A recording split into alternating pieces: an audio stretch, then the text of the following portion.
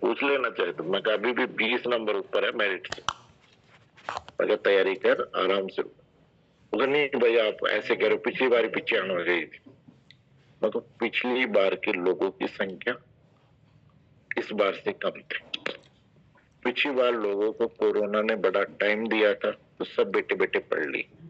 इस बार लोगों के पास टाइम नहीं था।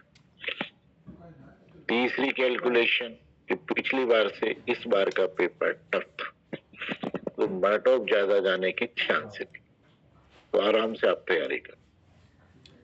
तो हर चीज ध्यान रखना, पिछला क्या था उस पर मत जाना कि पिछली बार इतनी कट ऑफ आई थी तो इतने तो मेरे को लाने ही है। हमेशा पेपर के क्राइटेरिया पे डिपेंड करता है। जैसे मैं बताऊं, हमने जब एपीपी का पेपर दिया उससे पहले जो पेपर हुआ था उसमें करीब 82 तो गई थी जनरल की और 79 आई थी ओबीसी की कट ऑफ। ठीक, मेरा एक मित्र है शैलेंद्र यादव, हम साथ ही तैयारी करते थे। तो जब मैं पेपर देने गया तो मेरे से पेपर में केवल 89 क्वेश्चन अटेम्प्ट हो रहे थे। पेपर बड़ा टफ था, 2011 वाला आपने देखा हो, पीपीपी का बड़ा टफ पेपर था। मैंने 89 क्वेश्चन अटेम्प्ट किए थे, 11 क्वेश्चन मेरे बिल्कुल सीधे सीधे छूट गए थे। मैंने केवल 89 क्वेश्चन अटेम्प्ट करके आया था, जिसमें मेरे करीब 71 नंबर थे और कट ऑफ गई थी 60। ठीक, और जब पेपर हुआ था तो पेपर के बाद में क्या था कि मेरे को गोले काले करने में थोड़ी सी दिक्कत हुई थी। तो दिक्कत केवल मेरे को ये थी, जब रिजल्ट की मेरे को ये टेंशन नहीं थी कि मैं पास नहीं होऊंगा। मेरे को इतना था कि पास तो मैं हूं, बस कहीं गोले काले करने में सीरीज नहीं खराब हो गई। क्योंकि आरजीएस का इनका पेपर देते हो तो सारे क्वेश्चन कर लेते हैं क्योंकि माइनस मार्किंग नहीं होती। तो उसमें क्या होता है, माइनस मार्किंग होती है तो कुछ क्वेश्चन हम छोड़ देते हैं। तो मैंने बताया मेरे 89 क्वेश्चन ही थे, 11 क्वेश्चन तो इसलिए नहीं कि मेरे को आते नहीं थे, इसलिए कि मेरे पास टाइम नहीं था, इसलिए 11 क्वेश्चन छूट गए। फिर मैंने कैलकुलेशन किया, लेकिन लास्ट का कॉन्फिडेंस इतना था कि मैंने जो लास्ट क्वेश्चन काला किया था वो 100 नंबर का किया था। तो केवल ये चीज एक मेरे को मन में कॉन्फिडेंस देती थी कि यार अशोक, अगर कहीं हम सीरीज चूकते तो या तो 99 पे रहते या 101 पे जाते। 100 पे लास्ट क्वेश्चन हम खड़ा नहीं करते। अगर हम सीरीज चूकते तो ये चीज मेरे को कॉन्फिडेंस देती थी। इस चीज का तो था ही नहीं कि मैं पास नहीं होऊंगा। नहीं, अब मेरा जो दोस्त था शैलेंद्र यादव, अब एक बात बताओ कितने नंबर आ रहे हैं मेरे? पिछली बार कट ऑफ कितनी गई है? 82 गई है। कितने किए हैं मैंने? सारे सही हैं क्या? फिर भी कॉन्फिडेंस था उस पेपर के लेवल को देख करके क्या हमने बहुत से बढ़िया करके आया हूं, फैल तो नहीं। ठीक, सिर्फ डर किस बात का था? इस बात का नहीं था पेपर टफ है या मेरे क्वेश्चन कम रह जाएंगे, ये कि केवल 89 हुए हैं। मेरे को इतना पता था कि 89 में हम सेफ जोन में इस पेपर में। सिर्फ एक डर यही था, कौन सा, कि सीरीज में कोई गड़बड़ नहीं हो। तो वो भी एक कॉन्फिडेंस क्या था कि लास्ट का क्वेश्चन यार अपना 100 नंबर का काला किया है। इसका मतलब अगर हमारा लास्ट क्वेश्चन 100 नंबर का ना होता, ऊपर नीचे होता, तब तो वो चीज कॉन्फिडेंस दे रही थी। डर केवल इस बात का था कि सीरीज नहीं चूकी, बाकी इस बात का नहीं था। अब मेरा एक मित्र है, उस मित्र ने पेपर किए, उसने करीब 70 क्वेश्चन किए और 70 में करीब उसके 62 क्वेश्चन सही थे। ओबीसी में था, 62 क्वेश्चन उसके ठीक थे, कैलेंडर याद। अब 70 क्वेश्चन के बाद में उसे लगा कि यार पिछली बार कट ऑफ 79 गई है किसकी? ओबीसी की, और मेरे तो 70 ही बैठ रहे। तो फिर उसने कहा चलो रिस्क लेके देखते। उसने 30 क्वेश्चन गलत कर दी, 30 में से कोई एक आधा ठीक हुआ। और लास्ट 56 नंबर पे आ गए। 56 पे भी कहा 54 या 55 नंबर पे आकर आई।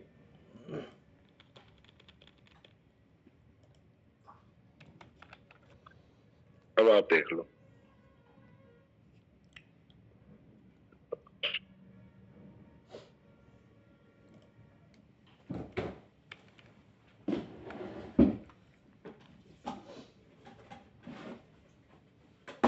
हाँ सर नमस्ते।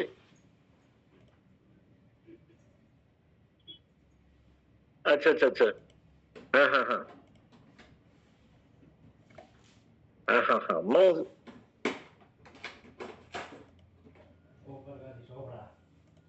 ठीक है, हाँ मैं बात कर लूंगा। नंबर तो भेज दिए थे, मैंने सोचा अभी कल चलेंगे तो मैं कल बात कर रहा हूँ। ठीक है सर। हाँ सर, हाँ हाँ हाँ हाँ हाँ परसों सर। ठीक है सर, थैंक यू सर। हाँ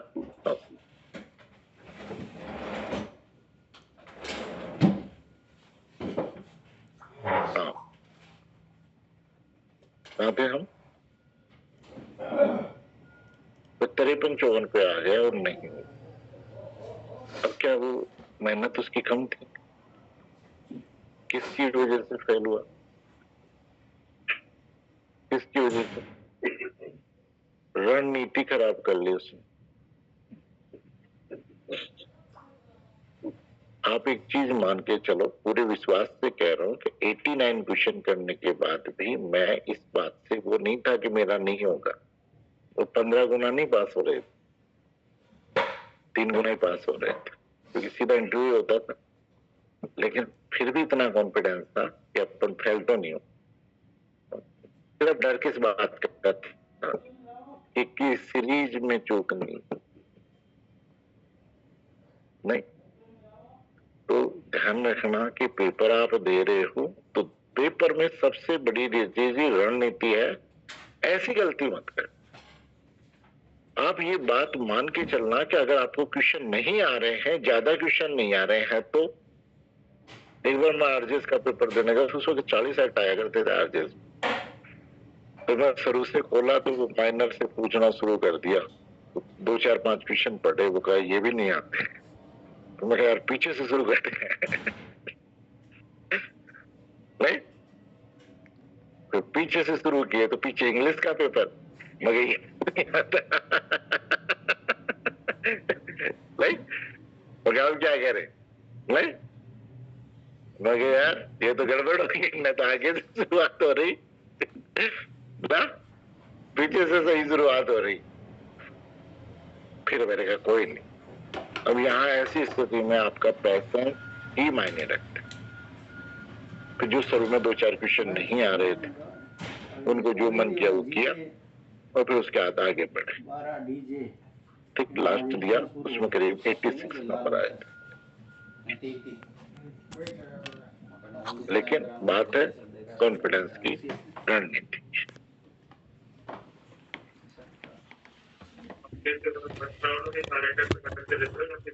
देखो मेरी बात सुनो, जब आप पेपर दो फर्स्ट राउंड का, जो भी दो पेपर, आप उस पेपर में एक चीज ध्यान रखना, फर्स्ट बार जो आप लिखोगे वो आपका सही है।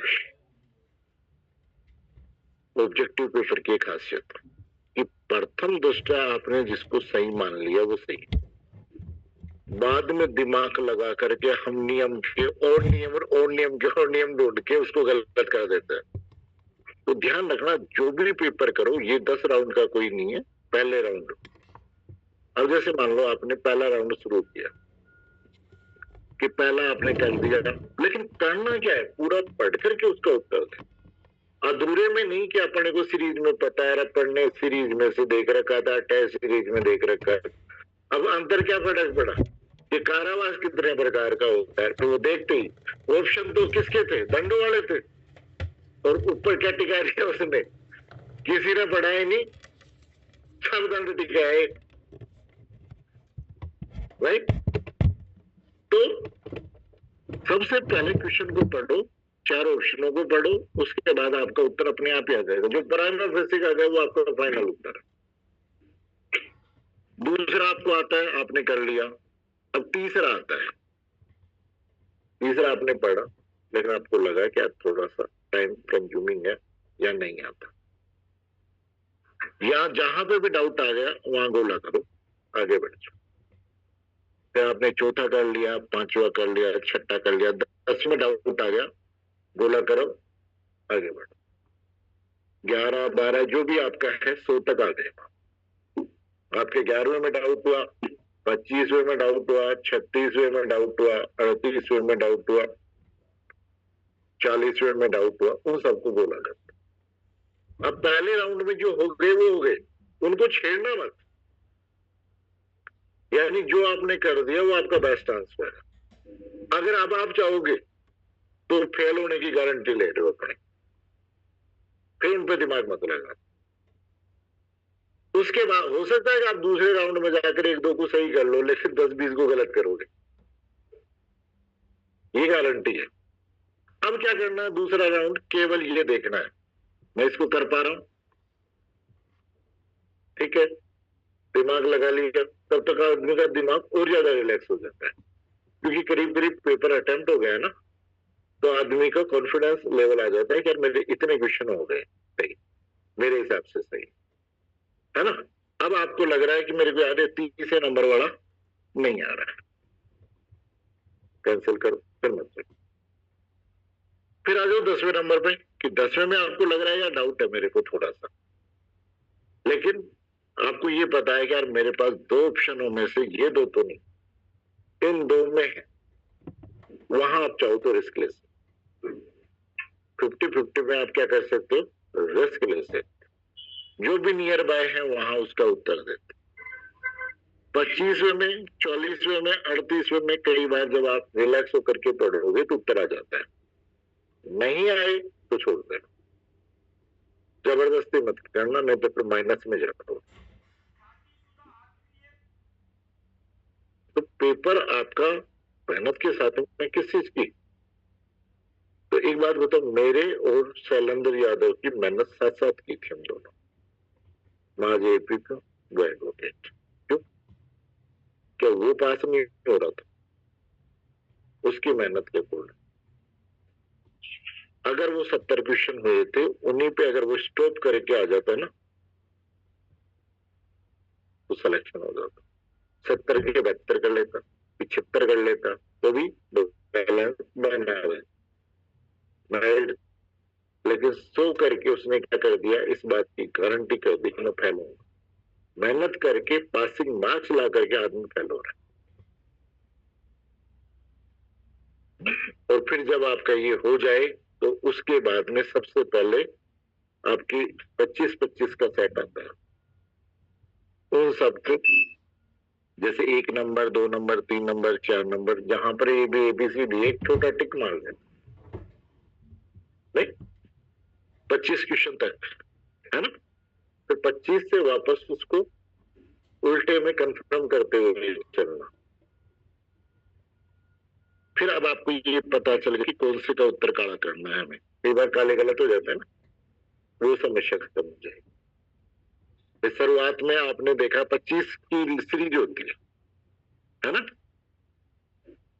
25 की सीरीज होती है, तो आपने टिक किया, जैसे ABCD, आपने पहले का B कर दिया, तो B को केवल टिक करना है, एक छोटा सा पॉइंट मारना है। फिर C पे मार दिया, A पे मार दिया, D पे मार दिया, जो भी आपका उत्तर है ना उस पे आपने पॉइंट मार ली। अब 10 से वापस कंफर्म करके चलो कहीं गलत पॉइंट तो नहीं मार गया।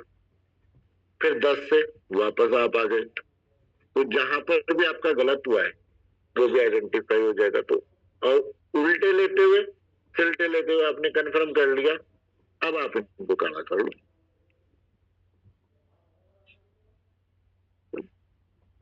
इससे आपकी वो समस्या खत्म कि मेरे 2 काले गलत हो गए, नहीं तुम पास हो जाते। ठीक है, ये अपन पेपर करके सारी बातें डिस्कस करें। पहले एक बार आप सिलेबस कवर कर लो, एक पेपर लेते हैं, फिर 19 दिन आप रिवीजन करना, जहां दिक्कत आए मेरे को बता देना। एग्जाम से पहले हम एक संडे को वो डिस्कस कर लेंगे आपकी जो भी समस्या है। लेकिन क्या है, रिजल्ट आना चाहिए, इतनी मेहनत कर। और कभी भी किसी दूसरे के बारे में मत सोचना कि उसको क्या आता है। मेरे को बहुत आता है लेकिन आरजेस नहीं बना, हकीकत।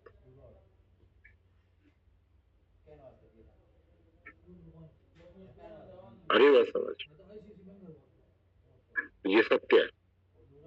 दूसरे को क्या आता है उसको कभी ध्यान मत दें, अपने आप पे भरोसा करके चलना, रिजल्ट 100% आपसे करते हैं। तो आप ध्यान रखना, इस कंपटीशन में आपका साथी आप बन गए तो मैं भी कह दूंगा कि अनवर मेरा स्टूडेंट था। देखो नहीं बने तो अनवर कौन है मैं नहीं जानता,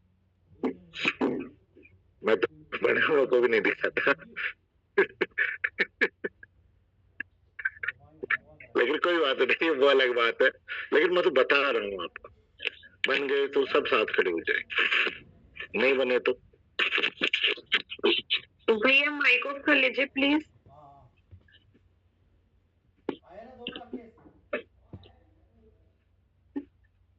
चलो अब हम कहाँ थे, हम हमारे वाला लास्ट चैप्टर पूरा करते हैं। कौन सा? आपराधिक अत्याचार, क्रिमिनल ट्रेसपास।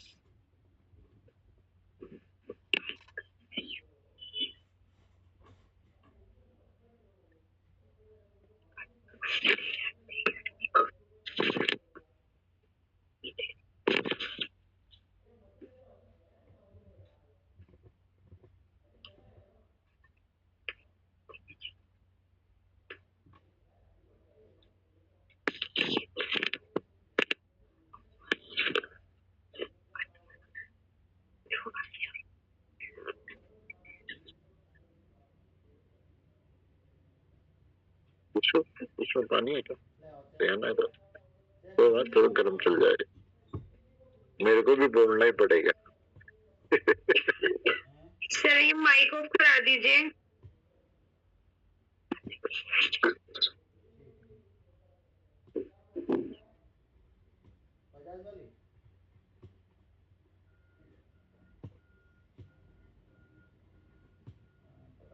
देखो हम कहाँ थे, सेक्शन 441 आपराधिक अत्याचार। देखो आपराधिक अत्याचार ये होता है, दो तरीके से होता है। एक तो आपके पोजीशन, ध्यान रखना अत्याचार का अपराध पोजीशन के अगेंस्ट होता है, टाइटल के अगेंस्ट नहीं, ओनरशिप के अगेंस्ट नहीं होता। किसके अगेंस्ट होता है? पोजीशन। आपके पोजीशन में जो संपत्ति है, कौन सी संपत्ति? स्थावर इमूवेबल प्रॉपर्टी। स्थावर संपत्ति में मैं प्रवेश कर रहा हूं। क्यों कर रहा हूं? प्राइमा फेसिक मेरा इंटेंशन ये है कि मैं या तो कोई अपराध करूं, चोरी, कुछ भी, या जिस व्यक्ति के पोजीशन में, ध्यान रखना उसके ओनर को नहीं, जिस व्यक्ति के पोजीशन में वो प्रॉपर्टी है उसे अभित्रास करूं, शुद्ध करूं, अपमानित। ठीक, ये तो पहला तरीका होगा। दूसरा तरीका हो गया, मैं किसी के घर में घुसू विधि पूर्वक। अब जैसे मान लो ऋषभ के घर पे मैं गया, घंटी बजाई, ऋषभ ने कमरा खोला, होगा आइए सर बैठो बैठो। अब मैंने क्या अपराध किया भाई? अब मैं ऋषभ के घर में घुसने के बाद मैंने देखा यार बहुत बढ़िया घड़ी रखी हुई है, इसको तो आज उठा के लेके जाए। अब मेरा इंटेंशन क्या आ गया? अब मैं क्यों हूं ऋषभ के घर में? चाय पीने के लिए या चोरी करने के लिए? पर ऋषभ ये कह रहा है मेरे को कि सर चाय पीते हैं, मैं चाय बनाता हूँ। मैंने कहा ठीक है ऋषभ चाय बना। और मेरा मन क्या कर रहा है कि ऋषभ चाय लाएगा, मैं चाय पीऊंगा या घड़ी उठाकर लेके जाऊंगा। तो मेरा इंटेंशन चाय पीने का नहीं। अब सद्भाव, मैंने घुसा तो सद्भावना पूर्वक हूँ, लेकिन घड़ी देख करके मन ललचा गया। अब मैं वहां पर इसलिए बना हुआ हूं कि मैंने क्या किया है? चोरी कर। मेरे को क्या करनी है? चोरी करनी है, तो मैं विधि पूर्वक प्रवेश करने के बाद में इसलिए बना हुआ हूं कि मैं अपराध करूं। दूसरा, अब मैं अंदर एंटर कर गया और मैं ये कह रहा हूं आज तो मैं ऋषभ को सबक सिखा कर गया हूं। घुस गया, घुसने के बाद इसने कहा कि सर वहां क्या चल रहा है, ये मैंने फिर इसको बकना शुरू किया कि तुम ऐसे हो, ये हो, तुम्हारा ये है वो है, ठीक। या इसको परेशान करने का इंटेंशन है, अभित्रस्त करने का है, अपमानित करने का है, शुद्ध करने के इंटेंशन से मैं बना हुआ हूं, तो मैं आपराधिक अत्याचार करता हूं। तो आपराधिक अत्याचार में प्रवेश लीगली भी हो सकता है, इलीगली भी हो सकता है। प्रवेश करते समय भी इंटेंशन हो सकता है, प्रवेश करने के बाद भी इंटेंशन हो सकता है। किस चीज का हो सकता है? अपराध करने का, और जिस व्यक्ति के कब्जे में वो संपत्ति अभित्रस्त, अपमानित या शुद्ध करने का। तो ये दो तरह से आपराधिक अत्याचार का अपराध होता है। देखिए सेक्शन 441, जो कोई संपत्ति में या संपत्ति पर, संपत्ति में और संपत्ति पर क्या फर्क है?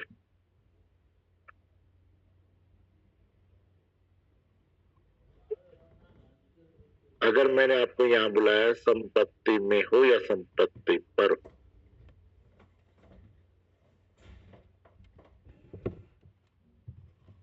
आप लोग यहाँ आए हो हैं, और अगर मैं खेत में बुलाया है तो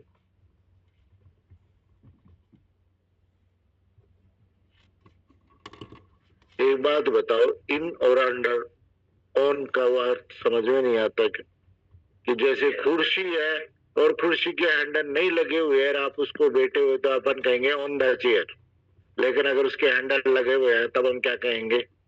इन द चेयर। तो आप इनमें हो या ऑन में हो? आगे बात समझ, जब संपत्ति पैक है तब तो हो गई संपत्ति में, और जब संपत्ति खुली है, जैसे मेरा प्लॉट है, संपत्ति पर, समझ गए दोनों का फर्क है।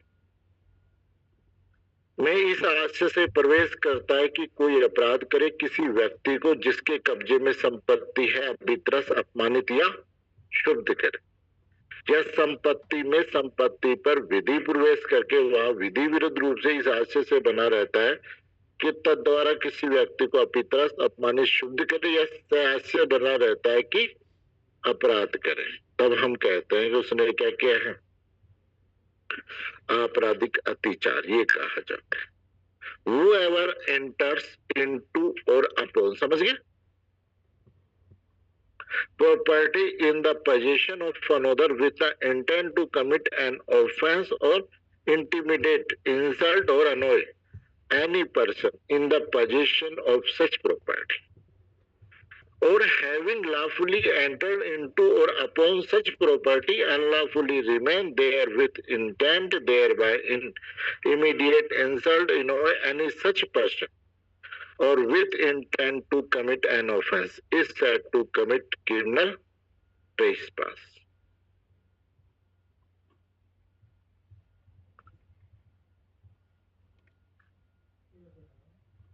अब इसके बाद में दूसरी इन्होंने डेफिनेशन दी है, हाउस ट्रेसपास। नहीं, घर और नहीं, एक तो होता है घर, नहीं, एक तो होता है हाउस, एक होता है होम, क्या अंतर होता है?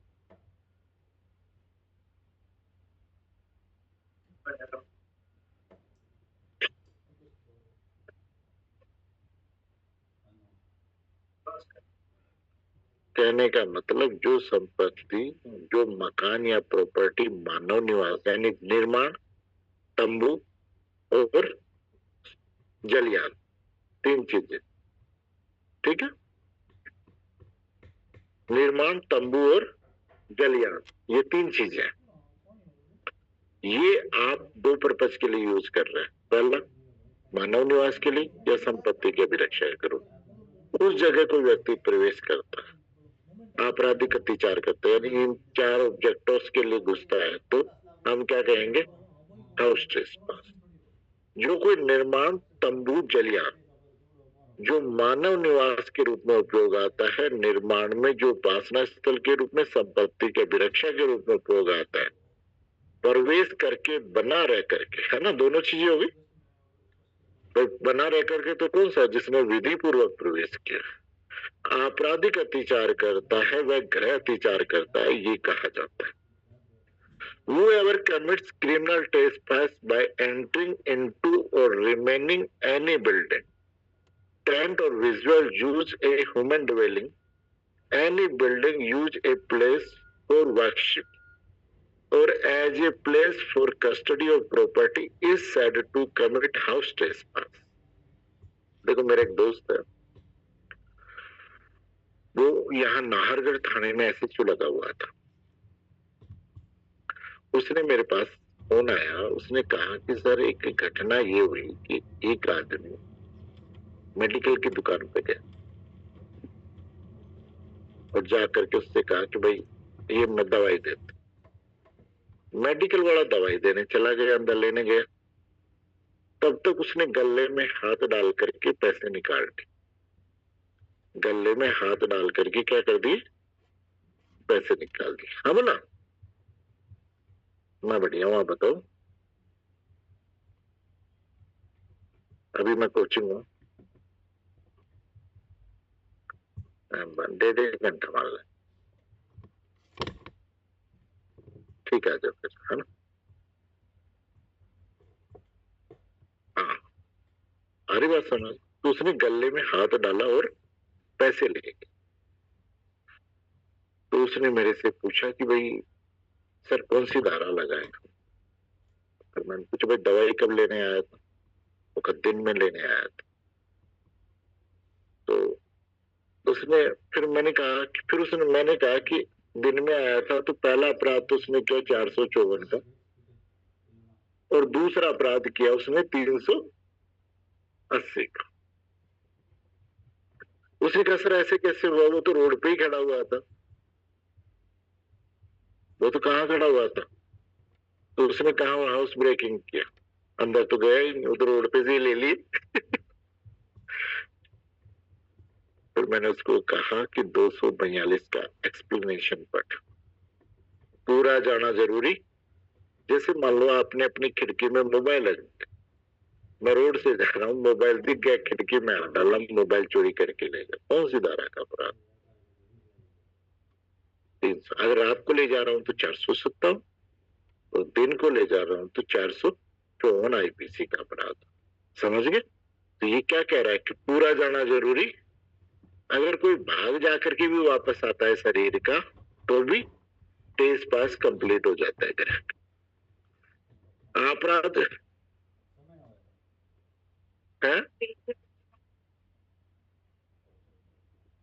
ट्रेन किस में आ रही है बेटा, निर्माण है, तंबू है, कल्याण है, 370। अब कार है, कार में से भी तो लोग नहीं, पहले वो एक चेतक का स्कूटर आता था, ठीक। अब उस वक्त बहुत पहले की बात है, मैं दिल्ली गया हुआ था, तो मैं मेरे भाई के साथ आ रहा था बस स्टैंड, बस में बैठने के लिए। तो मैं कार में बैठा हुआ था, पड़ोस में थोड़ा सा आगे एक भिखारी एक स्कूटर वाले के पास में आया, कुछ मांग रहा था।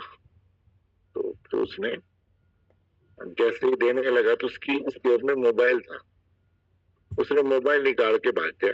अब वो चेतक को ये भी नहीं कि स्टैंड लगा करके चले जाए, पहले उतरो फिर यूं करके फिर भागो, ये सही तरीका है। तसल्ली पूर्वक लेकर के गया आराम से। भाई बाइक वगैरह हो उसमें तो स्टैंड नीचा करके पीछे भाग ले, अब उसमें तो स्कूटर छोड़ के नहीं भाग सकता, पहले चलेगा निकल लिया। तो जैसे कार में से ले ली, ये वो सारी चीज चोरी में आई, 379 में है ना। अब देखिए कहाँ थे हम, एक्सप्लेनेशन समझ में आ गया कि आपराधिक अत्याचार करने वाले व्यक्ति के शरीर के किसी भाग का प्रवेश गृह अत्याचार घटित करने के लिए पर्याप्त प्रवेश है। The introduction of any part of the criminal trespasser's body is entering sufficient to continue house trespass. फिर आता है लंकिंग हाउस ट्रेसपास। लंकिंग का मतलब होता है जैसे मान लो मैं आपके घर में आ और धड़ल्ले से आ रहा हूं चोरी करने, गेट खोल करके अंदर से, तो ट्रेसपास हो गया। लेकिन मैं छिप करके आ रहा हूं, क्या इस सामने वाले को पता नहीं चले, अपना अपना माम करके चले जाए, इसको क्या बोलते हैं? लंकिंग। जो कोई पूर्व सावधानी बरतते हुए कि गृह अतिचार करता है, गृह अतिचार के किसी व्यक्ति से छिपाया जाए, जिसे निर्माण तंबू या जलयान से जो अतिचार का विषय अतिचारी को अपवर्जित करने या बाहर कर देने का अधिकार है, वह प्रच्छन्न गृह अतिचार करता है। ये कहा आगे समझ, यानी हम छिप करके किसके घर में घुस रहे हैं, तो whoever commits house trespass having taken prosecutions of consensual house trespass from some person who has right to exclude and eject the transfer from the building, tent and vessel, which is the subject of the trespass, is said to permit linking house trespass. फिर आता है linking house trespass by night। कब होगा right?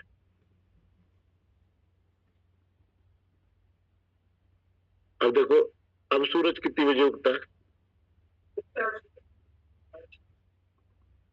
छिपता कब? और गर्मियों में 5:30 बजे की हालत होती है, और सुबह कितने बजे उग जाता है? 5 बजे नमस्ते कर देता है। तो इसलिए इन्होंने टाइम फिक्स नहीं किया, देखो अंग्रेजों ने, कि भाई रात को इतनी बजे से इतनी बजे तक। इन्होंने कहा कि जो मौसम होगा उसके अकॉर्डिंग चलेंगे।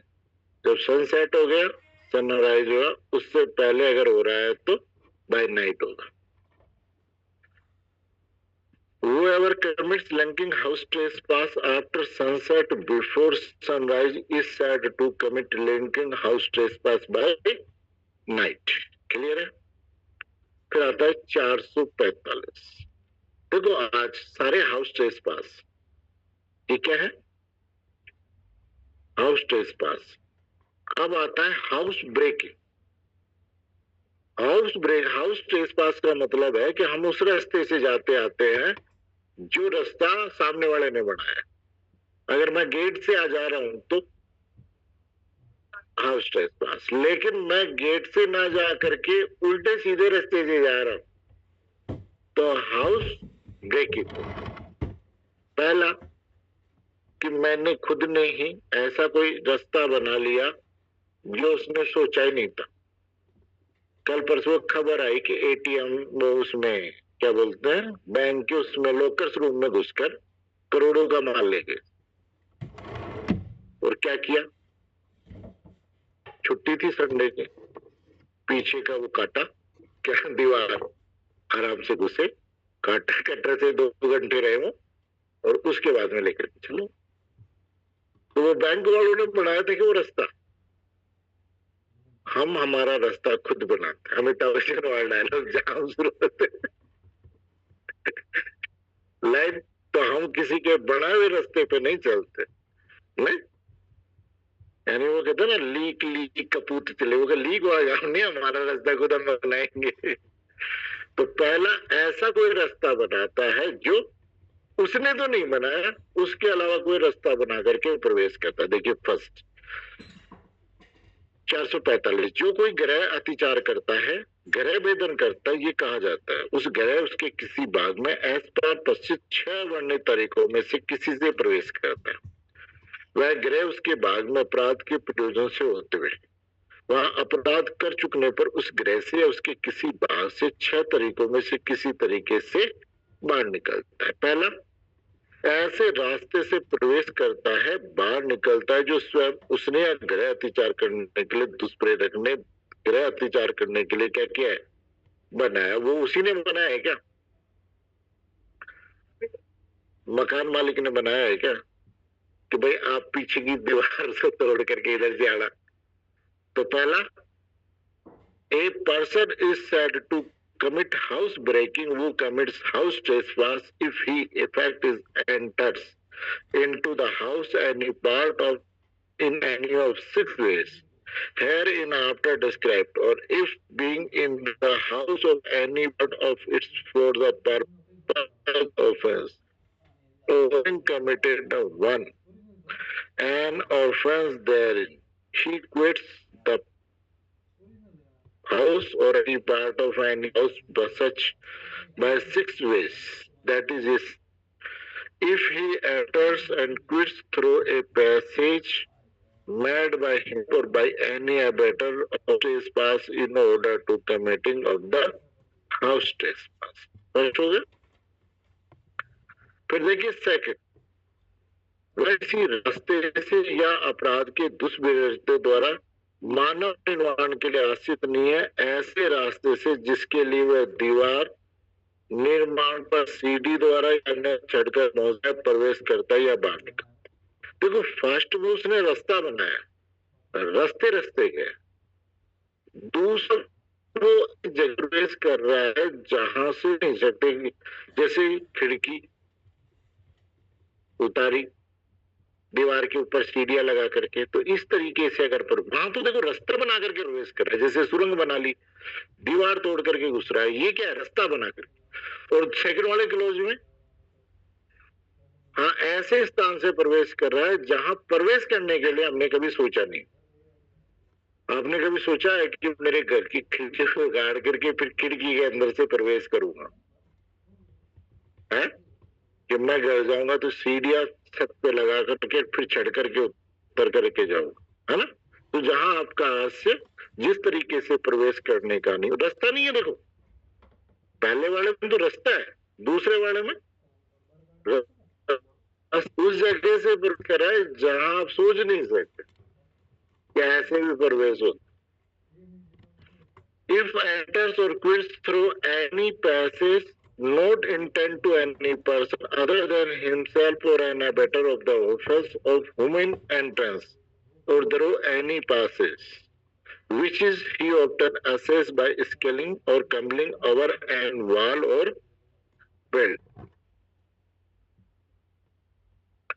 अब तीसरा क्या है? देख पहले क्या होता था कि जो मेन एंट्रेंस होता था, उस एंट्रेंस पे एक ऐसा हुआ आता था लोहे का बना हुआ, इधर एक कुंडी होती थी जो बंद हो जाता, लेकिन जहां पर वो मिलता है कौन दरवाजा, वहां थोड़ा सा गैप रहता है।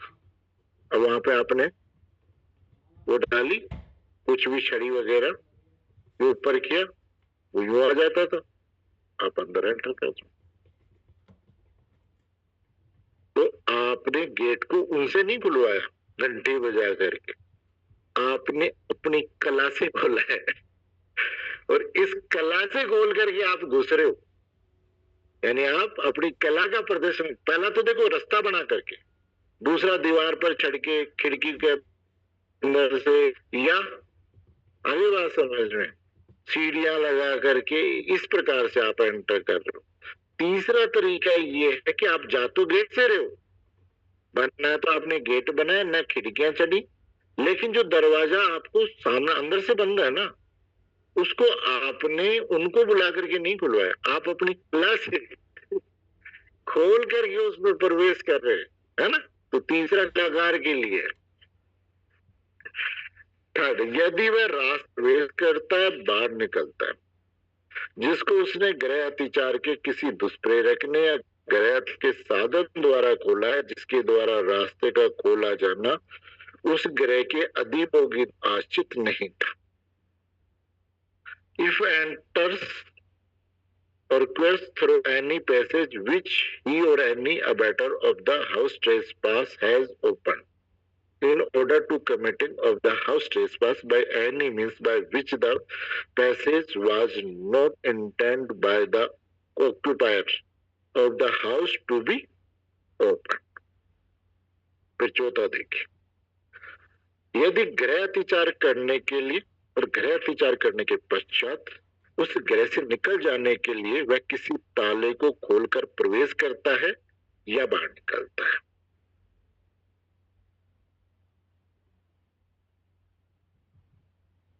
ठीक है,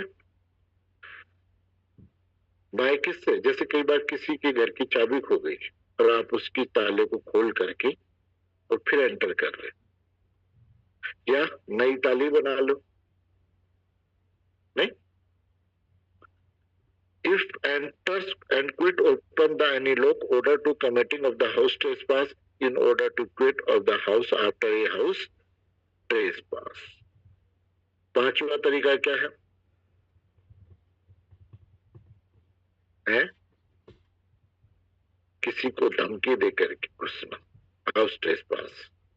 आपराधिक बल प्रयोग, हमले या हमले करने की धमकी द्वारा प्रवेश करना या प्रस्थान करना। If he effect enters and discharged by using criminal force or committing any assault or by threatening any person with assault। Hospital में जब आप जाते हो और गार्ड को धमकी देकर के एंटर कर रहे हो ना, बहुत हो लिया तेरा, साइड में खड़ो, जानता नहीं तुम्हें आगे। और लास्ट तरीका कौन सा? जहां पर आपको लिखा मिलता है ना बंद है, लिखा होता है ना नो एंट्री, हाँ नहीं नो एंट्री, हाँ जिससे भी आप एंटर कर रहे हो तो ये क्या है? House breaking. यानी कोई रास्ता इसलिए बंद किया है कि कोई घुसे नहीं, और आप उसी को बोल करके घुस रहे हो तो हाउस ब्रेकिंग होता नहीं। हमारे घर में भी कई पीछे का दरवाजा है, हमने बिल्कुल बंद कर रखा है कि न तो कोई आएगा और न कोई, ये केवल इमरजेंसी के लिए। तो छत का ऊपर का जैसे गेट होता है वो भी है भाई, वो तो वैसे छत करके भी आ रहा है, तो तीसरे क्लोज में भी आ रहा है और उसमें भी आ रहा है ना। वह किसी रास्ते से प्रवेश करता है या बाहर निकलता है जिसके बारे में वह जानता है प्रवेश या प्रस्थान को रोकने के लिए बंद किया हुआ है, अपने द्वारा दुष्प्रयोग द्वारा खोला जाता है। He entered or quits any place which no he has been first against such entrance and departure have been unprecedented by himself by another of the house trespass। स्पष्टीकरण, जो कोई उपग्रह निर्माण को जो किसी ग्रह तथा जैसे ग्रह के बीच आने जाने का भीतरी रास्ता इस अर्थ के अंतर्गत उस ग्रह का भाग है। Any outhouse or building occupied with a house and between which and such house there is immediate internal communication part of the house within the meaning of this section।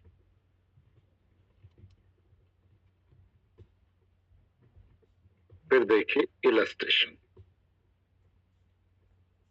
यह कि ग्रह की दीवार में छेद करके और छेद में अपना हाथ डालकर क्या अत्याचार करता है, क्या क्या कर रहा है? पूरा घुसना जरूरी थोड़ी है, और क्या करके घुसा है? छेद करके घुसा है, खुद ने बनाया ना।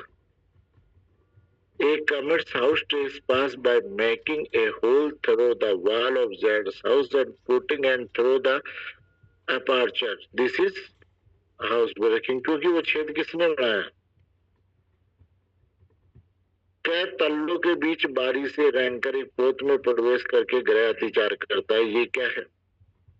जिस रास्ते से घुसा वो रास्ता उसका था क्या? एक commits house trespass by creeping into a ship of a porthole between the dash, this is house breaking। फिर देखो खिड़की में से गुजरा, ये क्या है? नहीं कला, खिड़की में कला नहीं, सेकंड क्लॉज में आ रहा है ना। एक commits house trespass by entering Z's house through a window, this is house breaking। एक ग्रह का, इसको अंडरलाइन करके खोल लो, बंद द्वार को खोलकर यह कि गृह में उस द्वार में प्रवेश करने द्वारा क्या गृह अत्याचार करता है, ये क्या है? गृह वेदन है. A commits out trespass by entering Jed's house through the door, having opened a door which is first on this is house breaking. फिर ई को भी अंडरलाइन करके क्वेश्चन मार्क बना दो, ये कलाकारों के लिए है ना. या कि गृह के द्वार में छेद में से तार डालकर सिटकनी को ऊपर हटाकर द्वार में प्रवेश करने का क्या गृह अत्याचार करता है, ये क्या है? गृह वेदन. A commits house trespass by entering Jed's house through the door, having lifted a latch by putting a wire through a hole in the door. This is house breaking. फिर देखिए क्या अपनी डोडी सॉरी इस चाय इलस्ट्रेशन को भी underline कर लो, F को. ये बहुत पूछा जाता है. चाबी खो गई उसको उठा करके क्या यह के द्वार की चाबी मिल जाती है जो यह से खो गई थी, वह चाबी द्वार पर खोलकर यह के गृह में प्रवेश करके गृह अत्याचार करता है, ये क्या है? A finds the key of Jed's house door, which Jed had lost, and commits house trespass by entering Jed's house, having opened the door with that key. This is house breaking. Jed, फिर देखिए Jed, यह अपनी डोडी पर खड़ा है, यह के धक्के से गिराकर क्या उस गृह में बलात् प्रवेश करके द्वारा गृह अत्याचार करता है, ये क्या है? गृह वेदन. Z standing in the doorway, a force passes to knowing Z down and commits trespass by entering the house. This is house breaking. यह जो मैं का दरबान है, मैं डोडी पर खड़ा है, यह को मारने की धमकी देकर क्या विरोध करने पर भड़पत करके गृह प्रवेश करके गृह अत्याचार करता है, ये क्या है? Z is door keeper of Y is standing Z's doorway. He commits house trespass by entering the house, having deterred from the opposing him by the threatening to beat him. This is house breaking. और अगर ये रात को हो तो इसको बोलते हैं रात्रो गृह वेदन. जो सूर्योदय के पश्चात और सूर्योदय से पहले प्रवेश करता है वो क्या करता है? रात्रो गृह वेदन. तो टोटल कितनी डेफिनेशन हो गई? मैथ्स में डेफिनेशन 100% आती है.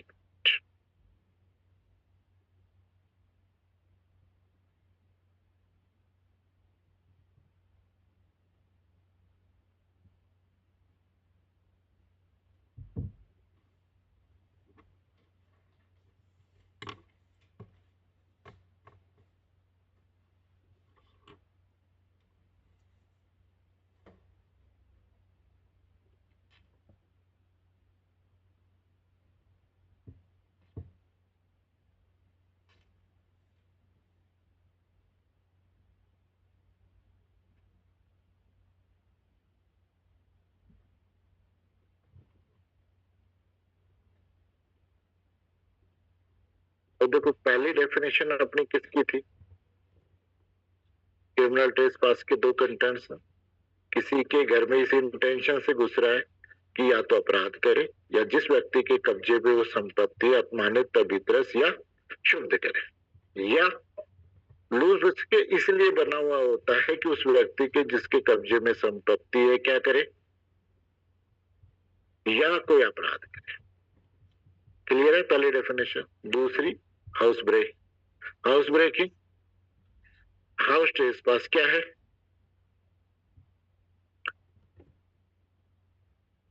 भाई कोई भी तीन चीजें, निर्माण, तंबू या गलियान, ठीक है, जो या तो पूजा के स्थल के रूप में, निवास स्थान के रूप में या संपत्ति के अभिरक्षा के रूप में उसमें प्रवेश करता है या बना रहता है. क्यों? क्या आपराधिक अत्याचार करे, तब हम क्या कहते हैं?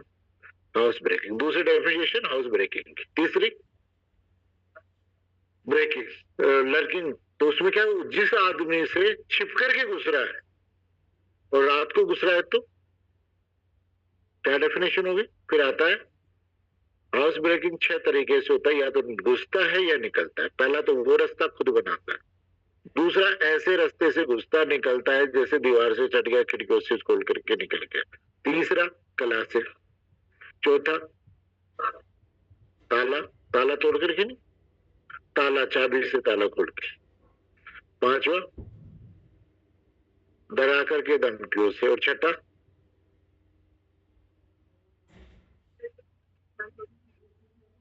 जो रास्ता बंद किया हुआ है उस रास्ते से अंदर प्रवेश करना है। तो ये 6 तरीके से होता है। और अगर ये रात को है तो अब इन डेफिनेशनों का दंड दे रखा है। तो पहली डेफिनेशन कौन सी है? कितनी डेफिनेशन है? 6। तो पहली आपराधिक अत्याचार की डेफिनेशन दी हुई है।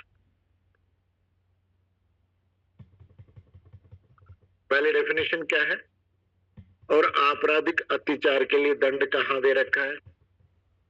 447 में। किसका है? आपराधिक अत्याचार का दंड है। कहां पर? 447 में। जो कोई आपराधिक अत्याचार करेगा वह दोनों में किसी भी भांति का कारावास जिसकी अवधि 3 माह की होगी, जुर्माना जो 500 रुपए का होगा, या दोनों से दंडित है ना।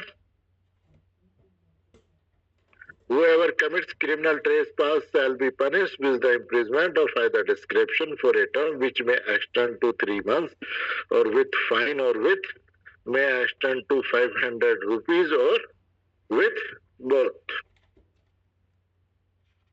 फिर आपराधिक अत्याचार के बाद में गृह अत्याचार। दूसरी डेफिनेशन किसकी है? गृह अत्याचार। गृह अत्याचार का दंड कहां दे रखा है? कहां दे रखा है? 448 में। क्या दंड दे रखा है? जो कोई गृह अत्याचार करेगा दोनों में किसी भी भांति का कारावास जिसकी अवधि 1 वर्ष की होगी, जुर्माना जो 1000 रुपए का होगा, या दोनों से दंडित किया जाएगा। Whoever commits house trespass shall be punished with the imprisonment of either description for a term which may extend to 1 year, or with fines which may extend to 1000 rupees, or with both।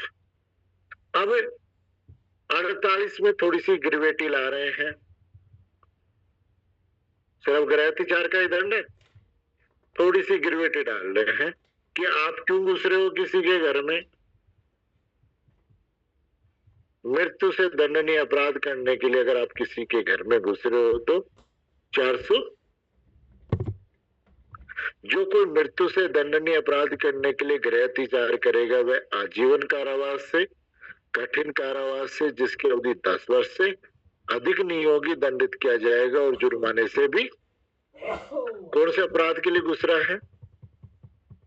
Whoever commits house trespass in order to committing of any offense punishable with death shall be punished with the imprisonment of life with rigorous imprisonment of term not extending 10 years shall be also liable। किसी के घर में अगर वो किसी की हत्या करने के लिए घुस रहा है तो जैसा भी आ जाता है कि ए एक्स के घर पे घुसा और एक्स का कोट टका हुआ था, उसे एक्स समझकर उस पे गोली चलाई, चला गया। क्या अपराध?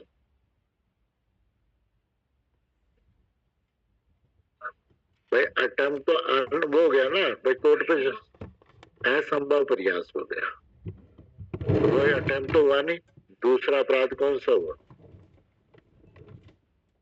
किस लिए घुसा है? तो कौन सी धारा का अपराध हुआ? आ गई बात समझ। अगर हम आजीवन कारावास से दंडनीय अपराध करने के लिए घुस रहे हैं तो 450। आजीवन कारावास से दंडनीय अपराध करने के लिए गृह अत्याचार। जो कोई आजीवन कारावास से दंडनीय अपराध करने के लिए गृह अत्याचार करेगा वह दोनों में किसी भी भांति का कारावास जिसकी अवधि कितनी होगी दंडित किया जाएगा, और जुर्माने से भी दंडित होगा। फिर 451 में आ गया कौन सा? आजीवन कारावास से दंडनीय अपराध करने के लिए, ये मृत्यु से और ये कारावास। दंडनीय अपराध करने के लिए किसी के घर में घुस रहा है।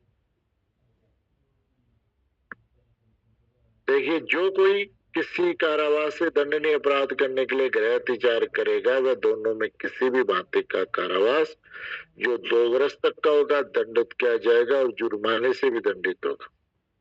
और यदि वह अपराध जिसका किया जाना आश्रित है चोरी है तो कारावास की सजा कितनी होगी? 7 वर्ष तक। House trespass in order to commit offense punishable with imprisonment। बता रहा हूँ, मेरी बात समझ। भाई आप किसी के घर में सीधे घुस के, मैं तुम्हारे घर पे आया, तुम्हारे सामने आया, तुम चाय बनाने चले गए, मैं आपकी घड़ी लेकर के चला गया, कौन सी धारा का अपराध हो? आया कहाँ था मैं? हाँ, अरे मेरी बात समझो, मैं आपके घर पे आया, अभी आप कह रहे हो ना कि सर आप 454 बता रहे हो घर से निवास से चोरी करने के लिए और यहाँ 451 भी आ गई, तो क्या समझ में नहीं आया? ये बात हो रही है ना कि अभी तो आप 454 बता रहे थे, मैं आपके घर पे आया, क्यों आया?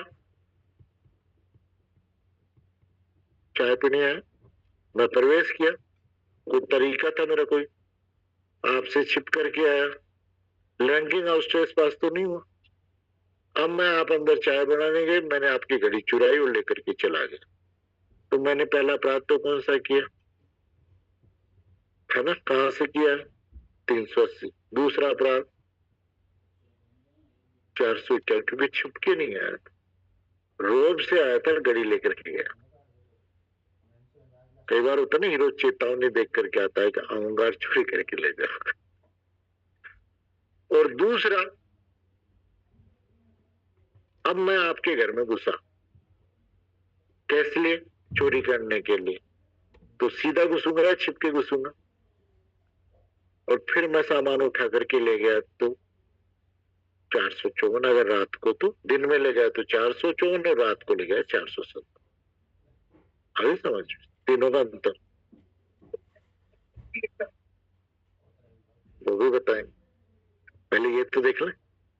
आ गया 451, 451, फिर उसके बाद में आ जाओ 452। 452 में ये कह रहा, देखो मैं एक चीज समझो, मेरी बात समझो, मैं आपके घर पे गया और मैंने अनवर से मेरी कोई रोक टोक हो गई, मैं अनवर को पीट कर गया, तो मैंने कौन सी धारा का अपराध किया? मैं अनवर के घर पे गया, नॉर्मली चाय पी रहे थे, अनवर ने मेरे को बोला सर आपने फीस तो ज्यादा ले ली, ये कर लिया, पढ़ाया कुछ नहीं है, नहीं मजा ही नहीं आया।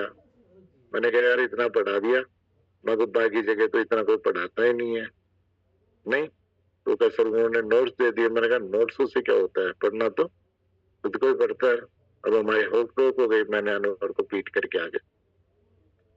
ठीक, क्या अपराध हुआ?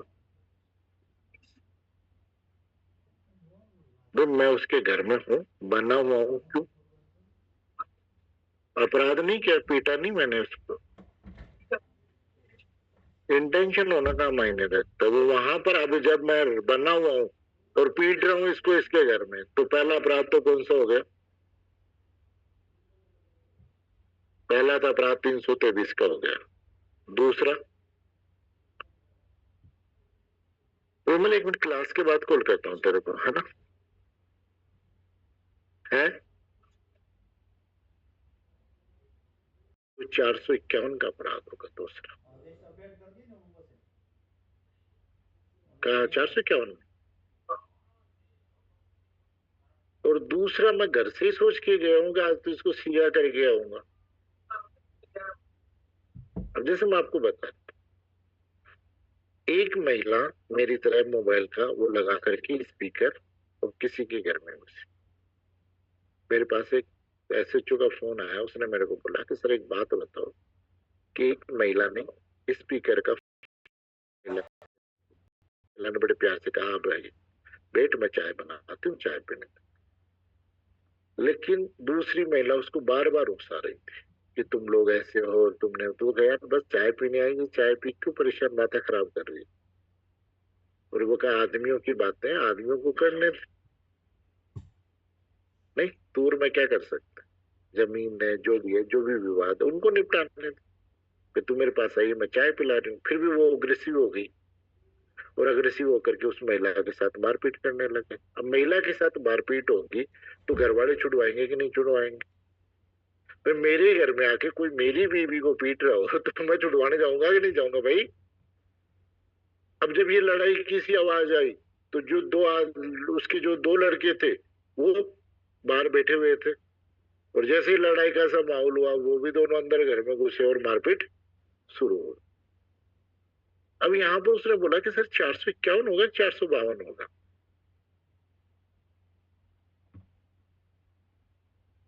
बैठे हुए हो क्या? वो तुम माहौल बना करके इसीलिए स्पीकर लगा कर आई थी, पहले ही प्रिपरेशन थी कि हम पीटेंगे, तो ध्यान रखना मौके पे पीट दिया तो 451।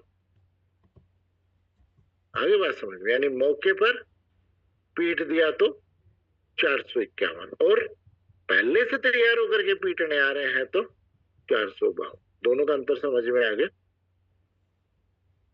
जो कोई किसी व्यक्ति को उपत्ति करने, हमला करने या व्यक्ति को सदोष अवरोध करने, किसी व्यक्ति को उपद्रव, हमले और सदोष का भय डालने की तैयारी करके गृह अतिचार करेगा, वह दोनों में किसी भी भांति का कारावास जिसकी अवधि 7 वर्ष तक की होगी दंडित किया जाएगा और जुर्माने से भी दंडित होगा। Who have house trespass after preparation of hurt, assault or wrongful restraint. Whoever commits house trespass having made preparation for causing hurt any person or for assaulting any person, for wrongfully restraining any person or for putting any person in fear of hurt, of assault or of wrongful restraint shall be punished with the imprisonment of either description for a term which may extend to 7 years and shall also be liable to fine.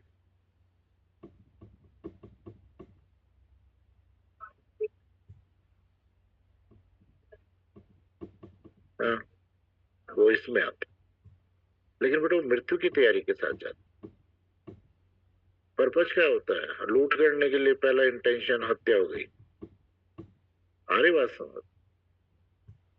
अब देखो, समझो, पहले हमने पहला अपराध कौन सा था? डेफिनेशन 441 दंड। दूसरा कौन सा है? 442 की डेफिनेशन था दंड कहां तक है?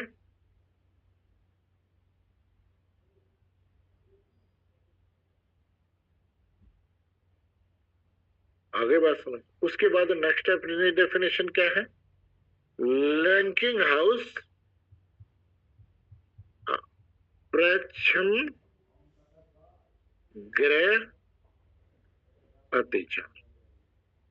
अब देखो, प्रच्छन्न गृह अतिचार जरूरी नहीं कि आदमी हमेशा दरवाजे से घुस करके, वो दरवाजा बना करके भी घुस सकता, वो दरवाजा बना के भी घुस सकता।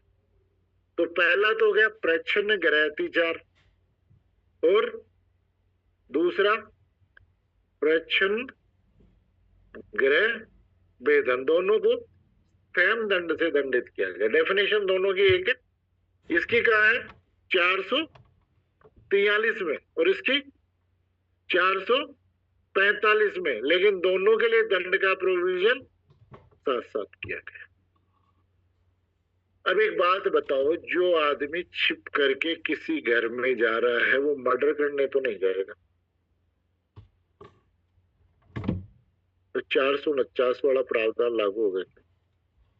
देखो 453 में इसके लिए दंड दिया हुआ है। किसके लिए? प्रच्छन्न गृह अतिचार और गृह भेद, दोनों में किसी भी भांति का कारावास जिसकी अवधि कितनी होगी दंडित किया जाएगा और जुर्माने से भी दंडित होगा।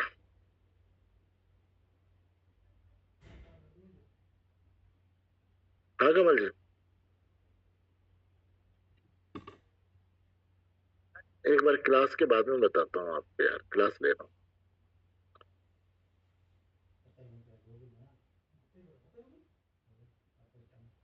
हाँ, कहाँ थे हम? जो कोई प्रच्छन्न गृह अतिचार या गृह वेदन करेगा वह दोनों में किसी भी भांति का कारावास जिसकी अवधि 2 वर्ष तक की होगी दंडित किया जाएगा और जुर्माने से भी दंडित होगा, है ना? Whoever commits linking house trespass or house breaking shall be punished with the imprisonment either description term which may extend to 2 years and shall also be liable to fine. अब एक बात बताओ, किसी के घर में हत्या करने के लिए या मृत्यु से दंडनीय अपराध करने के लिए कोई घुस रहा है, वो छिप करके जाएगा या सामने से जाएगा? मर्डर करने जाएगा, जो किसी का रेप करने जाएगा वो कैसे जाएगा? तो 449 में जो मृत्यु दंड और 450 में जो आजीवन कारावास है वो तो अपराध सामने से घुसेगा तभी होगा, छिप करके तो नहीं होगा ना। तो 449 और 50 वाले प्रावधान तो यहाँ लागू होंगे नहीं। अब आएगा कौन सा? जैसे चोरी कर ली, है ना, किसी की संपत्ति तोड़ी आए, यही अपराध होंगे ना छिप करके, तो बड़ा थोड़ी कर सकता है। इसलिए 454 453 समझ गए? फिर इसका रूप कर दिया कब? जब केवल कारावास से दंडनीय है तो 400। अब वो समझ में आ गया ना कि 49 और 50 वाला प्रावधान कहां से गया? तो भाई जो आदमी छिप करके जा रहा है वो क्या करेगा, है ना? तो केवल कौन से अपराध करेगा? कारावास से दंडनीय अपराध। देख लो, जो कोई कारावास से दंडनीय अपराध करने के लिए प्रच्छन्न गृह अतिचार और गृह वेदन करेगा, कोई कारावास से दंडनीय अपराध करने के प्रच्छन्न गृह अतिचार या गृह वेदन करेगा, दोनों में किसी भी भांति का कारावास जिसकी अवधि 3 वर्ष तक की होगी दंडित किया जाएगा और जुर्माने से भी दंडित होगा। और यदि वह अपराध जिसका किया जाना आश्रित है चोरी है तो कारावास की अवधि कितनी होगी? 10 वर्ष।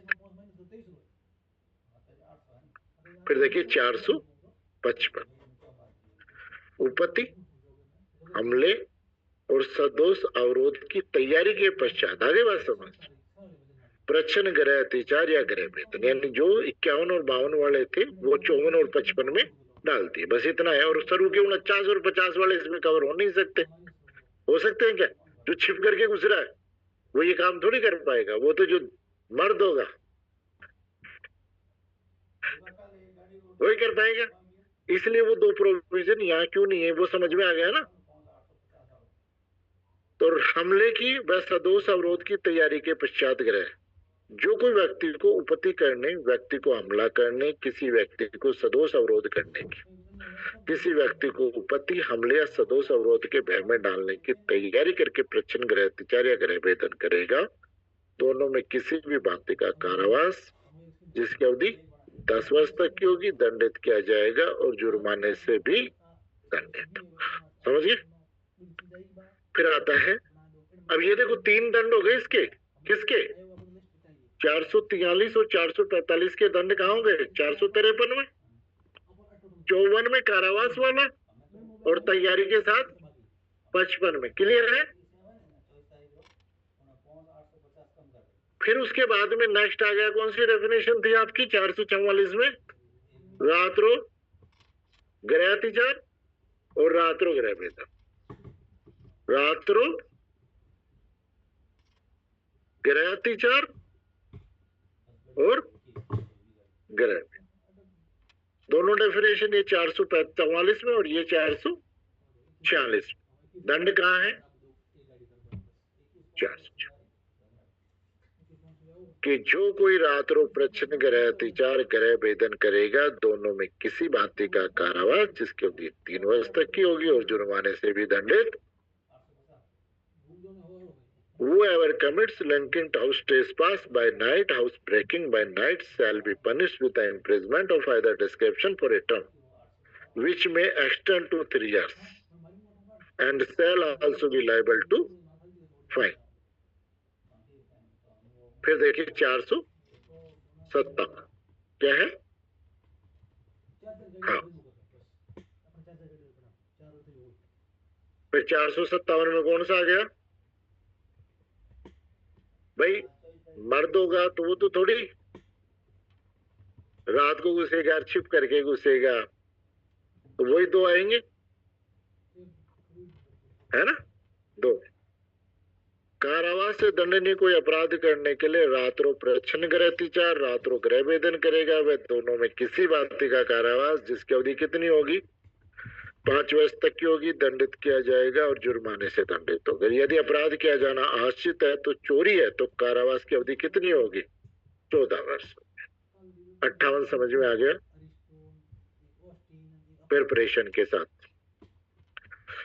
जो कोई व्यक्ति किसी की उपपत्ति कारित करने, किसी व्यक्ति पर हमला करने, किसी व्यक्ति का सदोष अवरोध करने या व्यक्ति की उपपत्ति हमले या सदोष अवरोध के भय में डालने की तैयारी करके रात्रों प्रचंड गृह अतिचार गृह वेदन करेगा तो कारावास 14 वर्ष तक की होगी, दंडित किया जाएगा और जुर्माने से भी दंडित होगा। फिर प्रचंड गृह अतिचार और गृह वेदन करते समय अगर किसी को चोट पहुंचा दी,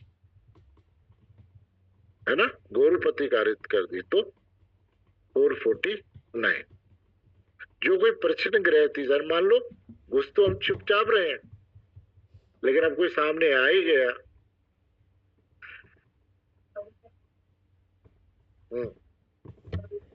तो 400।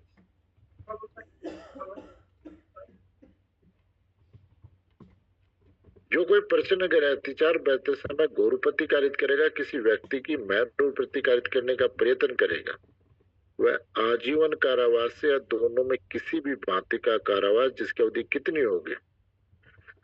दंडित होगी। जुर्माने से भी क्या होगा? दंडित होगा। फिर आ जाओ 460। 460 में ज्वाइंट लायबिलिटी, जैसे हम 5 व्यक्ति, 5 नहीं है यहाँ, कितने भी 2 व्यक्ति यानी कितने भी अगर साथ गए और उनमें से एक ने रात्रों प्रचंड गृह अतिचार या गृह वेदन में मर्डर कर दिया तो हर व्यक्ति उस अपराध के लिए लायबल। ये नहीं है कि साहब मैंने थोड़ी कहा था मार दे, क्योंकि रात में घुस रहा है तो मर्डर भी ऑब्जेक्ट हो सकता है, क्योंकि राइट टू प्राइवेट डिफेंस साफ कह रहा है ये बात कि रात्रों गृह वेदन में क्या राइट है आपको?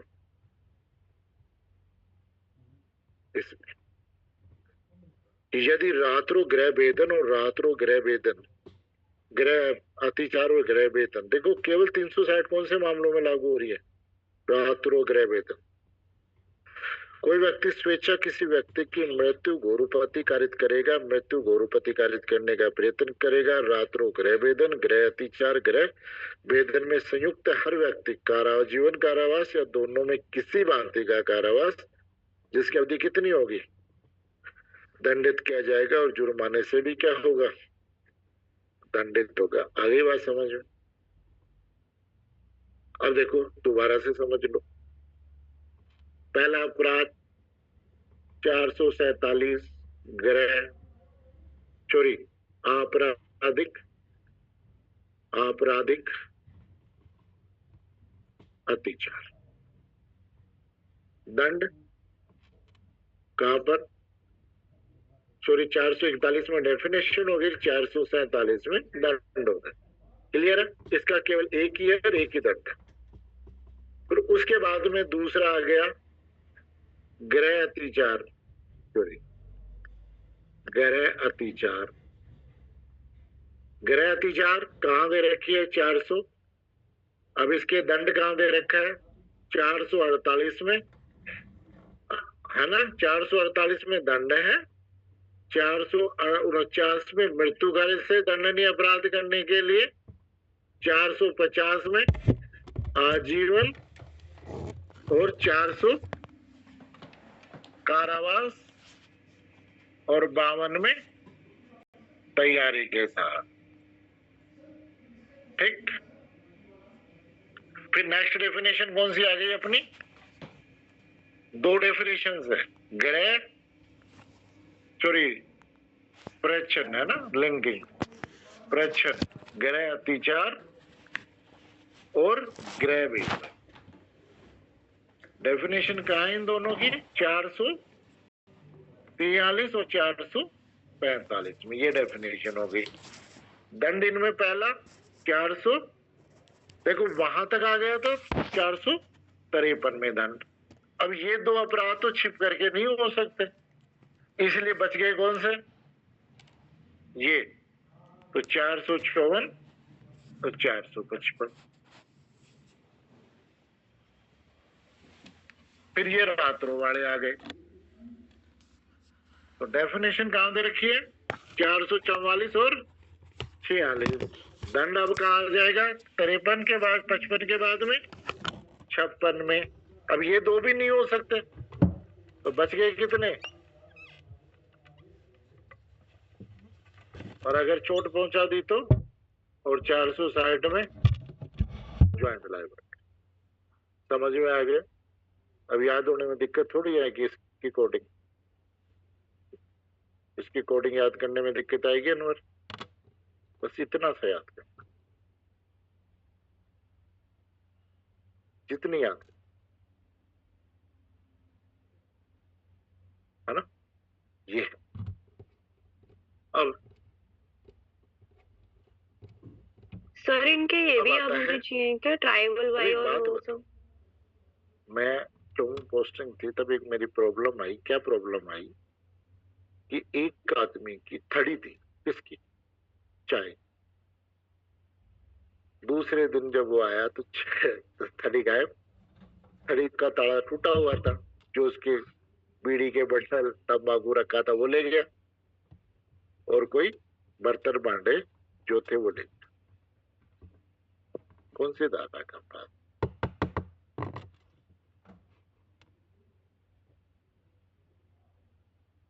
होगा था, थड़ी में निर्माण है, तंबू है, क्या है। अब 471 को पढ़ो, 61 को पढ़ो, समझ में आता।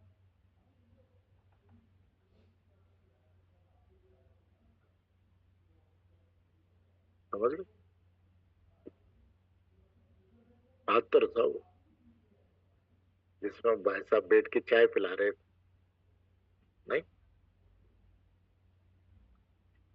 अब देखिए कहाँ थे हम, 461। जो कोई बंद पात्र को जिसमें संपत्ति हो, संपत्ति होने का उसे विश्वास हो, बेईमानी से रजिस्ट्री करने के आशय से तोड़कर खोलेगा या उद्बंधित करेगा, दोनों में किसी भी घाते का कारावास जिसकी अवधि कितनी होगी, 2 वर्ष की होगी, या जुर्माना या दोनों से दंडित किया जाएगा। क्लियर है। Whoever dishonestly or with intent to commit mischief or break opens and unfitting any closed receptacles with contents or which is believed to contain property shall be punished with the imprisonment of either description for a term which may extend to 2 years and with fine or with both। और ये है जिसको trust किया गया है वो लेकर के भाग जाए तो।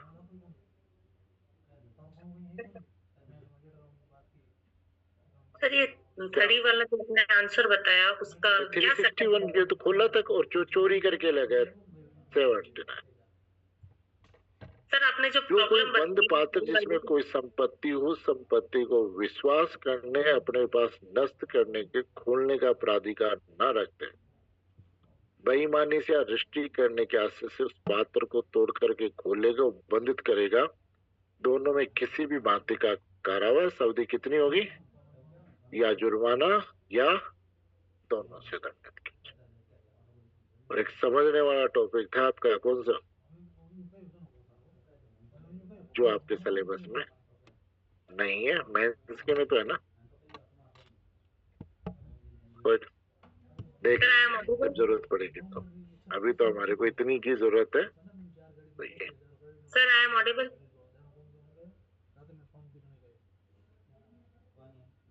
क्या सर ये जो थड़ी वाला आपने अभी बताई थी प्रॉब्लम, उसके अंदर कौन सा सेक्शन लगेगा सर, फिर से बताएंगे प्लीज। धमकी देने गए हो, सर को आवाज ही नहीं जा रही, सर को आवाज नहीं जा रही, आवाज ही नहीं जा रही, फोन कर दो। एक्स्ट्रा से पैसे ना मांग रहा हूँ, बहुत अब आप लोग चढ़ रहा है। इतना खे करके आ जाऊंगा आपके घर पे बस। मैंने तुमसे कोई काम करवाया? काम कराता तो कहाँ जाता? Camera intimidation. और दूसरा तो मैं तुम्हारे घर में जाके तुम्हें गाली गलौज करके आ गया तो या तुम्हारे बारे में कुछ कहा तो कई बार होता है किसी दूसरे घर में जाकर बस इतना ही क्या वो आजकल बहुत हवा में चढ़ रहा ठीक और आ जाओ और फिर कुछ मत करो बहुत कुछ हो जाएगा समझिए। फिर इसमें कौन सा कारावास से दंडनीय अपराध हो गया क्या? अगर मान लो मैं आपके घर पे आकर अच्छा आजकल तो बहुत चल रही है देखते और आ गया मैं मेरे घर पे तो मैंने क्या किया? अभी त्रस्त इंटिमिडेशन समझ। अभी क्रिमिनल इंटिमिडेशन नहीं। क्रिमिनल इंटिमिडेशन तो जब होता मैं जब इसके बदले में कोई काम करवाता।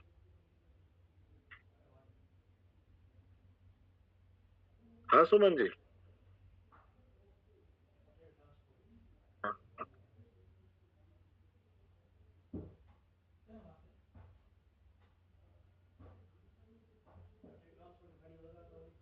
अच्छा 461 का अपराध हो गया ना खड़ी वाला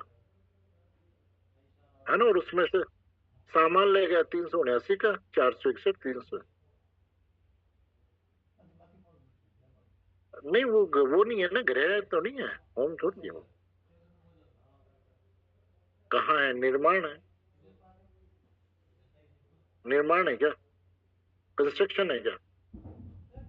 तंबू है। जलियान है। 380 में तो ये तीनों ही है ना है ना। हाँ कहाँ थे हम? मुझे इनकी बोलती बंद हो रखी है तभी मैं सोचा कोई बोला किसी ने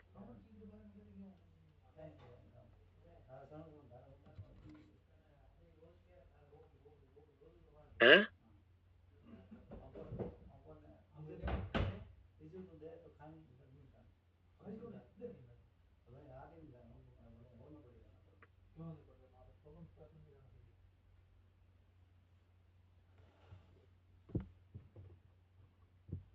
उसमें केवल बेटा घर में घुसने के लिए क्या है ना 449 का अपराध अटम नहीं लगी। हाँ क्योंकि वो गया तो मर्द बन के था छिपके थोड़ी गया था हाँ कहाँ थे हम? अब देखो हमने संपत्ति के विरुद्ध अपराध पढ़े हमने संपत्ति के विरुद्ध अपराध पढ़े हैं उनको एक बार थोड़ा थोड़ा मोटा मोटा देख लेते हैं। पहला अपराध चोरी कहाँ दे रखा है? 378 से लेकर 382 तक दे रखा है। 378 में इसको डिफाइन किया गया है। 379 में दंड दिया हुआ है। गृह निवास से है तो और अगर सेवा करता है तो और तैयारी के साथ करते हो मृत्यु इनकी तैयारी के साथ में 382 क्लियर है। इसी तरीके से एक बार सोच लेना और अगर कुछ चीज समझ में नहीं बेरेट से देख करके कंफर्म कर लेना फिर रिवीजन कर लेना है ना। फिर उसके बाद में दूसरा अपना अपराध है उद्यापन का एक्सटोर्शन। एक्सटोर्शन को डिफाइन कहाँ किया गया? 383 में। अब अपने मन में डेफिनेशन को रिवाइज करो कि डेफिनेशन आ पा रही है कि नहीं आ पा रही। आ पा रही है तो ठीक है नहीं आ पा रही है तो एक बार बेरेट से देख करके कंफर्म करो। फिर 383 हो गया। फिर इसका दंड कहाँ दे रखा है? 384 में। फिर अगर एक्सटोर्शन में प्रॉपर्टी डिलीवर्ड हो जाती है 384 और केवल व्यय कारित होता है तो 385 और अगर व्यय किस चीज का है? धमकी किस चीज की है? गौरवपति की है तो ग्रीवियस हर्ट 87 और प्रयास है तो 388। सॉरी नहीं सर गलत हो गया 85 हो गई ये 86 और ये 87 और अगर जो हनी ट्रैप वाले केस चल रहे हैं उनकी है तो 387 और 88 और 389 बैम में और अगर 377 का है अपराध का जिसका आरोप लगाना है तो आजीवन। और इसमें खासियत क्या है इसकी, कि अपराध और पर्यटन सेम पनिशमेंट। केवल ये दो धाराएं हैं जिनमें अपराध और पर्यटन के लिए सेम दंड दिया। ये जब हमने एपीपी का पेपर दिया था तब ये आया था, और उस वक्त भी हमारा सही हुआ था। मेरा ही हुआ होगा, 2-4 का और हुआ होगा। नहीं, उस वक्त इतना लेवल थोड़ी होगा। आप ये सोचो, मैं भी आपकी तरह पढ़ाई के शुरुआती चरणों में तो था, फिर उसके बाद 389 हो गया ना, फिर उसके बाद 390 में लूट को डिफाइन किया गया है, 391 में डकैती को डिफाइन किया गया, 392 में लूट का दंड दिया हुआ है, 393 में लूट के पर्यटन को दंडनीय बनाया है, 394 में लूट के साथ उपपत्ति, है ना। दंड कितना है, वही दंड है जो डकैती का है। लेकिन भाई आजीवन कारावास और 10 वर्ष तक का कारावास, लेकिन ये trial by magistrate first class है, और 395 में डकैती ट्रायल बाय सेशन दंड दोनों का समान है, लेकिन एग्जीक्यूशन में फर्क है। फिर 396 में हत्या सहित डकैती, ध्यान रखना हत्या सहित लूट नहीं है, केवल डकैती। फिर 397 में आप क्या कर रहे हो, हथियार वगैरह यूज कर रहे हो, है ना, कौन से डेडली वेपन यूज कर रहे हो, और उन डेडली वेपनों से किसी को चोट कारित की है तो 398 सजा 7 वर्ष से कम नहीं होगी, यानी एडिशनल सेक्शन है। अच्छा, चोट कारित करना और यहाँ पर केवल तैयारी के साथ, है ना, तो 7 वर्ष हो गया, है ना, मिनिमम 7 वर्ष।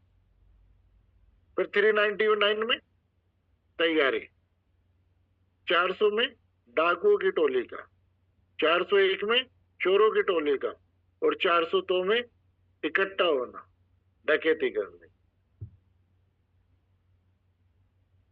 फिर उसके बाद 403 में मिस एप्रोप्रिएशन, 404 में मर्द शरीर से मिस एप्रोप्रिएशन ऑफ प्रॉपर्टी।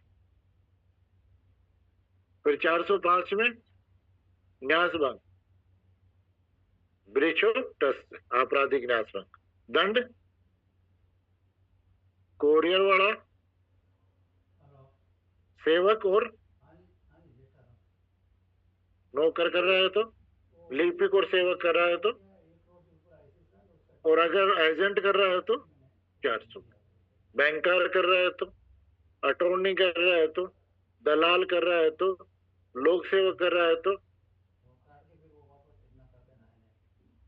फिर 410 में प्राइवेट संपत्ति को डिफाइन किया गया, छल वाली संपत्ति इसमें शामिल नहीं है, लेकिन डकैती वाली संपत्ति शामिल है। फिर 400 चुराई संपत्ति प्राप्त करना, 412 में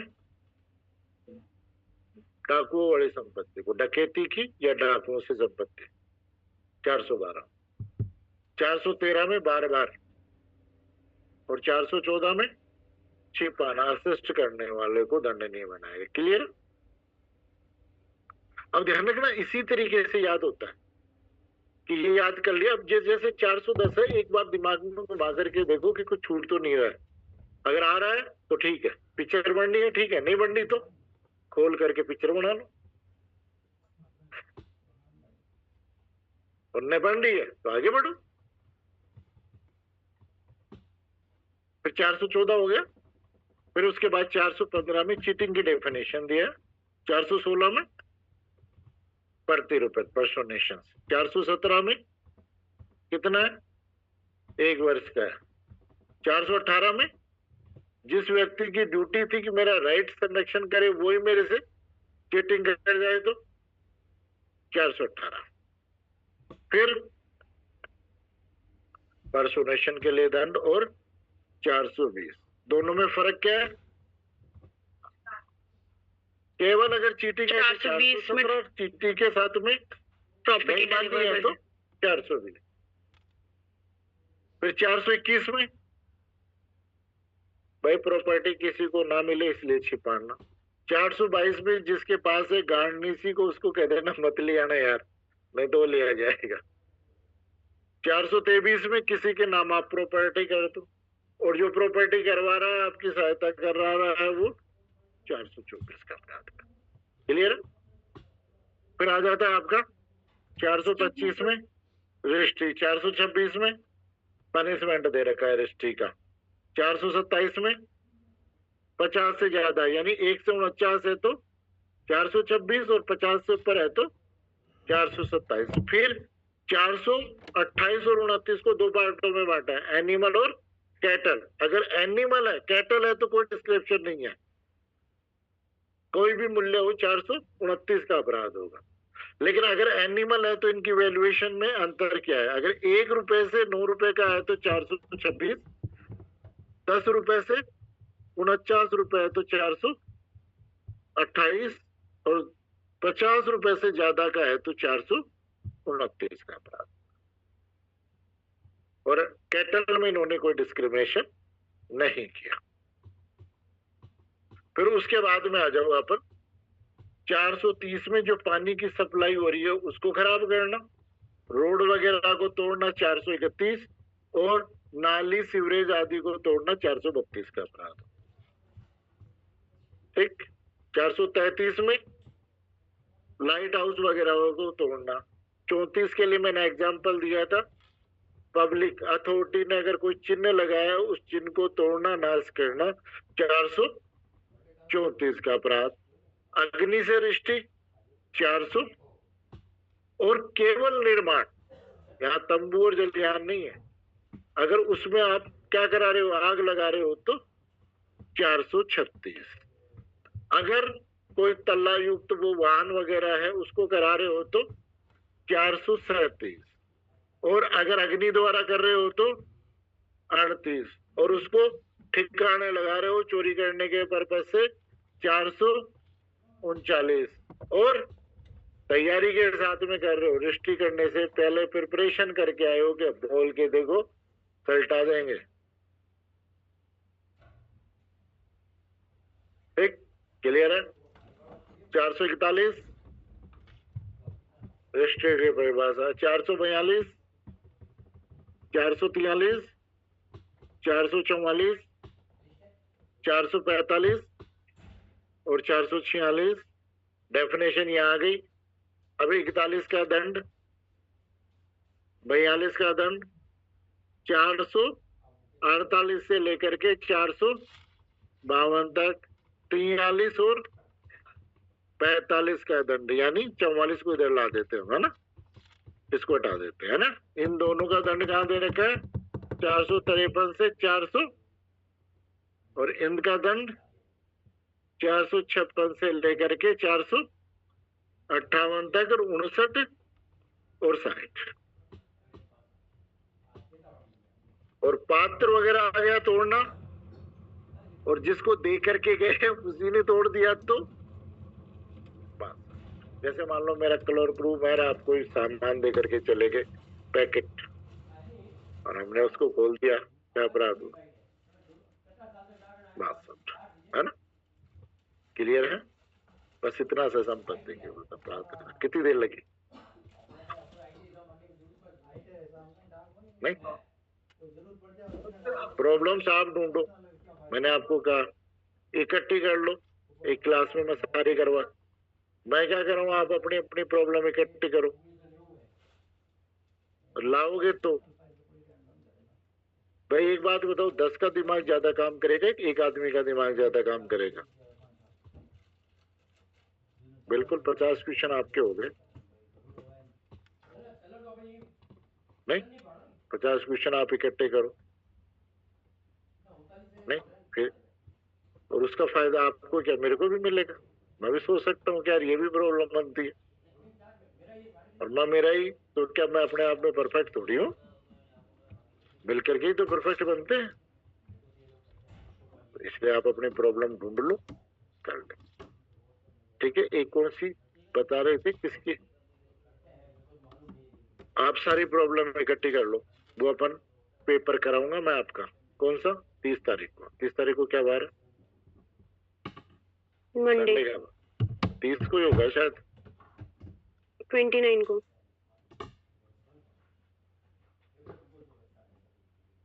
मंडे पढ़ना है, मंडे का ले लें। नहीं 1 तारीख को दे दो, नए साल में। क्यों एक मनाने जाते हो क्या? ठीक है 30 को दे देते हैं। और 30 के बाद जो भी आपकी प्रॉब्लम है नेक्स्ट संडे को हम क्या करेंगे, सोल्व कर, जहां पर भी आपको दिक्कत है ना। लेकिन इतनी मेहनत करनी है, रिजल्ट तो 30 को क्या है? ध्यान रखना, कंपेयर किसको क्या आता है मत सोचना, आप ये सोचना।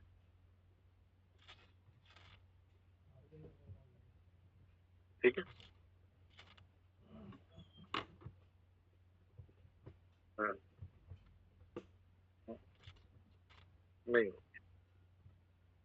भाई, पति पत्नी की शादी के बाद में पति का अर्जन है, अगर वो वयस्क है तो।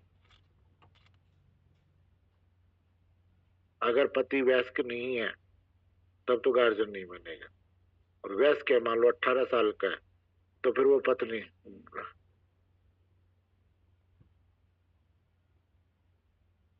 नहीं तो फिर पति होगा। हाँ भाई, किडनैपिंग, फिर किडनैपिंग हो गई बिल्कुल। कौन सा?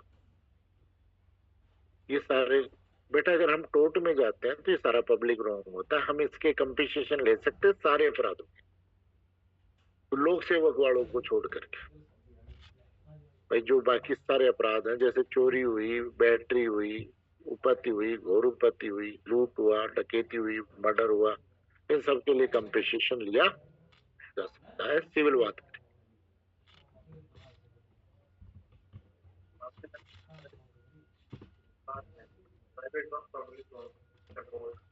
बहुत क्या